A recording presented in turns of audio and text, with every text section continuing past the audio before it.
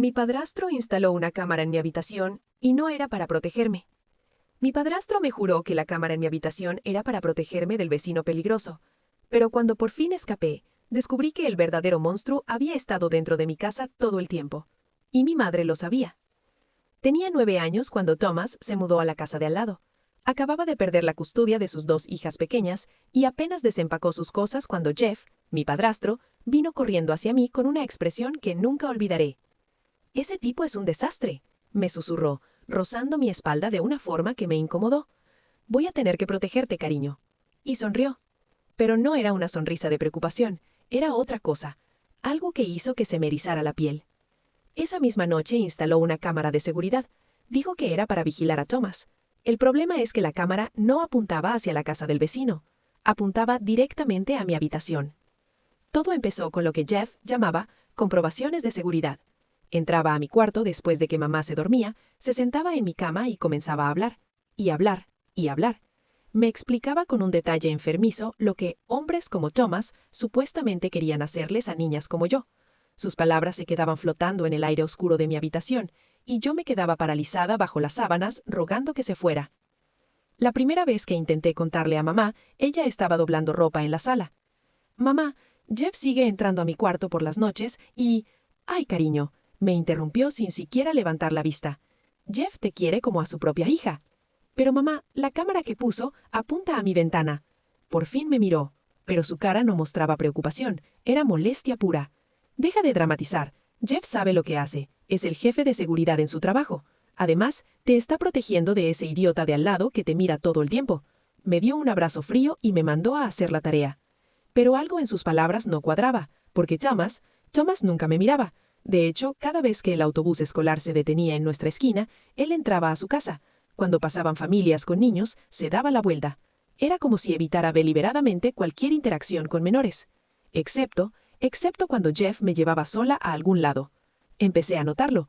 Cada vez que Jeff me llevaba sola a tomar un helado o al parque, Thomas de repente necesitaba pasear a su perro. Cuando Jeff instaló una piscina inflable y me compró un bikini diminuto que me hacía sentir incómoda, Thomas casualmente lavó su coche en la entrada. En ese momento lo tomé como prueba de que Jeff tenía razón. Thomas era el peligroso. Pero ahora, recordando la expresión en el rostro de Thomas, no era la mirada de un depredador, era la mirada de alguien documentando evidencia. Las cosas empeoraron rápido. Las peleitas de cosquillas de Jeff duraban demasiado.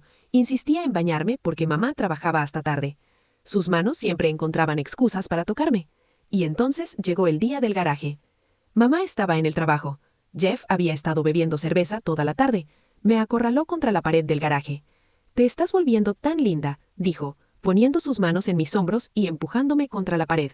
«Déjame enseñarte algo especial». No podía moverme, no podía gritar. Todas esas conversaciones sobre el peligro de los extraños y el peligro de Thomas me daban vueltas en la cabeza. Pero el aliento de Jeff olía a cerveza, y sus manos apretaban demasiado. «Disculpa». La voz de Thomas sonó desde la puerta del garaje. «Mi gato se escapó, atigrado naranja. ¿Te importa si reviso aquí?» La cara de Jeff cambió instantáneamente. Bajó sus manos y puso esa sonrisa de vecino amistoso que conocía tan bien. «No hay ningún gato aquí, Thomas. Deberías irte». Pero Thomas entró también. Definitivamente lo vi correr hacia acá. «Déjame revisar rápido detrás de esas cajas». «Dije que te vayas». La voz de Jeff se volvió peligrosa. «Solo necesito encontrar a mi gato». Thomas respondió con calma, sin moverse. Aproveché ese momento. Pasé corriendo junto a Jeff y entré a la casa, mientras ellos se miraban fijamente. En ese momento, algo cambió en mi mente. Thomas acababa de salvarme, y no tenía ningún gato naranja. Esa noche, mamá y Jeff me sentaron para hablar. Me dijeron que Thomas intentaba destruir nuestra familia, que nunca me acercara a él, que siempre confiara en Jeff. Pero yo ya no les creía. Al día siguiente, cuando vi a Thomas paseando a su perro, las palabras brotaron de mi boca. «Jeff hace cosas, me toca y...» «Lo sé», dijo Thomas en voz baja. «Lo he estado documentando todo». Me llevó a la policía para denunciarlo, y ahí fue cuando todo se volvió peor. Los policías se rieron, literalmente se rieron de mí. Miraron a Thomas y dijeron: «Deja de manipular a esta niña. Jeff Morrison entrena softball, tiene una organización benéfica. Él jamás haría eso. Tú, en cambio, dado tu pasado, es apropiado que estés aquí con esta niña». Intenté defender a Thomas, pero una agente me llevó aparte y solo me hizo preguntas sobre él, nada sobre Jeff. Nos echaron de la estación, pero no sin antes amenazar a Thomas con arrestarlo si volvía a denunciar. Debieron llamar a Jeff inmediatamente, porque cuando llegué a casa, él y mamá estaban esperándome. Mamá me agarró de los hombros y me sacudió con furia. ¿Sabes lo que dirá la gente? La reputación de Jeff podría arruinarse por tu culpa. Detrás de ella vi a Jeff mirándome fijamente. Tenía la mano en el pantalón. Y esa noche entró a mi habitación. No voy a describir lo que pasó, pero cuando finalmente se fue, apenas podía moverme. Me quedé ahí acostada durante horas, demasiado traumatizada para llorar o hacer cualquier cosa. Entonces, cuando por fin se durmieron, hice algo que nunca había hecho. Abrí mi ventana lo más silenciosamente posible y salí. Cojeé por el patio oscuro hasta la casa de Thomas y toqué suavemente su puerta trasera. Cuando la abrió, fue cuando las vi. Sus 2 hijas estaban en el sofá, cubiertas de moretones. Se me paró el corazón. Los moretones en sus brazos y piernas eran recientes, morados y amarillos. El miedo me invadió como agua helada. ¿Thomas también las lastimaba? ¿Había escapado de un monstruo para ir directamente a otro? La niña mayor, de unos 7 años, me vio primero. Sus ojos se abrieron y corrió hacia mí. Me tambaleé hacia atrás, lista para huir. Pero entonces habló. «Papá, ¿está bien? Está sangrando». La pequeña corrió tras su hermana. «Parece muy herida, papi, como cuando las mamis iban a tu habitación». Y ahí fue cuando entendí todo. «Sus moretones», susurré. «¿Los hiciste tú?» Su madre lo hizo. La voz de Thomas se endureció, pero no hacia mí. «Los tiene durante 3 meses. Me llamaron llorando hace 2 días. Dijeron que ella había vuelto a beber y se estaba poniendo violenta. Conduje 4 horas y los encontré encerrados en un armario». Me mostró una carpeta gruesa. Fotos de sus hijas con ojos morados, costillas mugadas, cortes en los brazos, historiales médicos.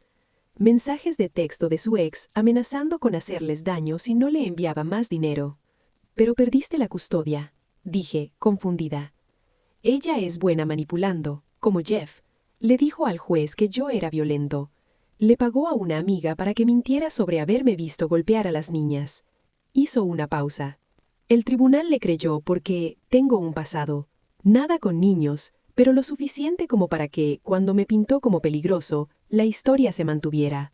Thomas me ayudó a sentarme en el sofá y me envolvió en una manta, manteniendo su distancia.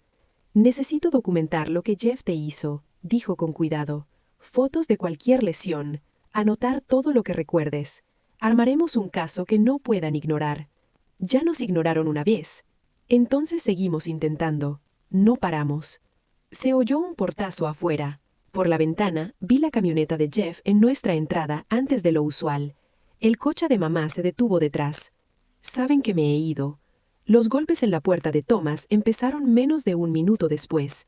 «Thomas, abre, sé que está ahí adentro». La voz de Jeff resonó por toda la casa. Thomas me miró. «¿Quieres que responda?» Asentí, demasiado asustada para hablar. Caminó hacia la puerta, pero no la abrió. «Está a salvo, Jeff. Vete a casa». «¿A salvo? La secuestraste. Abre esta puerta o llamaré a la policía». «Por favor, hazlo», respondió Thomas con serenidad. «Les mostraré sus heridas». Silencio. Luego la voz de mamá, temblorosa. «Por favor, Thomas. Está confundida. Se inventa historias». «No se está inventando nada y tú lo sabes». Silencio. Luego Jeff de nuevo, más bajo, más amenazante. «No tienes idea con quién te estás metiendo. Conozco gente importante. ¿Crees que perder a tus hijos fue malo? Voy a destruir lo que queda de tu patética vida. Todo lo que dices está siendo grabado», anunció Thomas. «Por favor, sigue amenazándome». Jeff pateó la puerta con tanta fuerza que hizo vibrar el marco.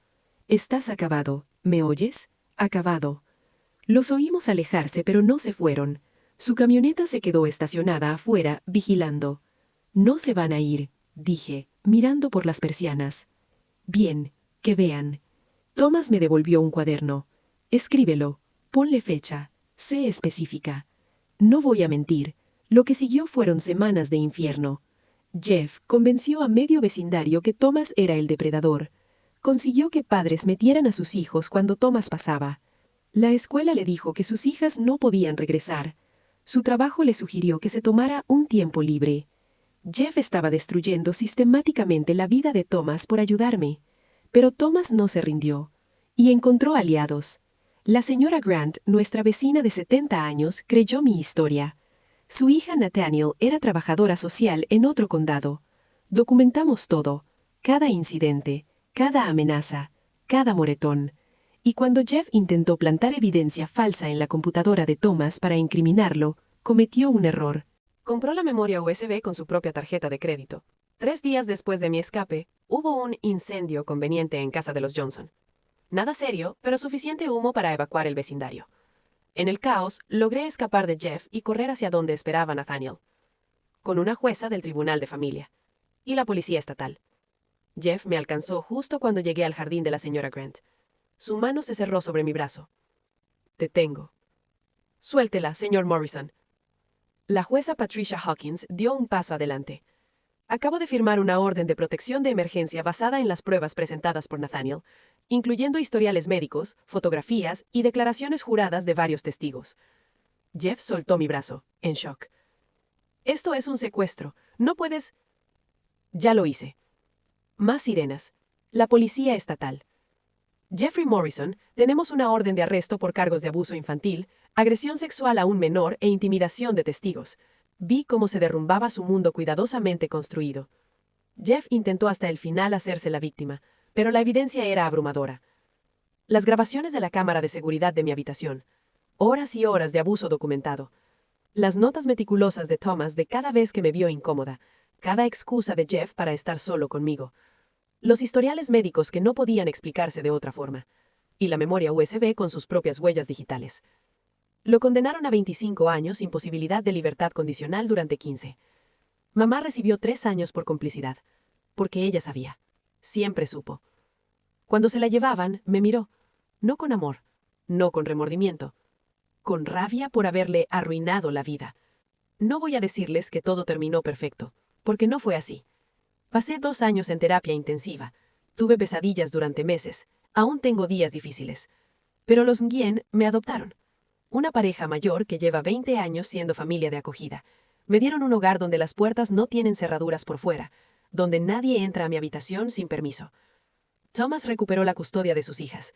Vive al lado de mi nueva casa porque nos aseguramos de encontrar una cerca de la suya. Sus hijas me llaman su hermana mayor. La señora Grant también se mudó a nuestro barrio. «No soporto estar separada de mis niños», dice. «Somos una familia poco convencional, unida no por la sangre, sino por algo más fuerte, la decisión de protegernos, de creernos, de no dejar que otro niño sufra en silencio». Cada año, hablo en conferencias sobre abuso infantil. Les cuento a trabajadores sociales y policías cómo el sistema me falló, cómo el hombre al que todos llamaban predador fue el que me salvó, y cómo el pilar de la comunidad fue el que me destruyó. Porque esa es la verdad que nadie quiere aceptar. Los monstruos no siempre se ven como monstruos. A veces entrenan softball, dirigen organizaciones benéficas, sonríen en las fotos familiares. Y a veces, el hombre solitario del que todos sospechan es el único que se atreve a ver la verdad. Thomas vio lo que otros se negaron a ver, documentó cuando otros miraron hacia otro lado, arriesgó todo cuando otros eligieron la comodidad de la negación. Me salvó la vida. Y en el proceso, salvó también a sus propias hijas. Porque a veces, salvar a un niño significa salvarlos a todos. No estoy rota, no soy solo una víctima, soy una sobreviviente. Y esta es mi historia.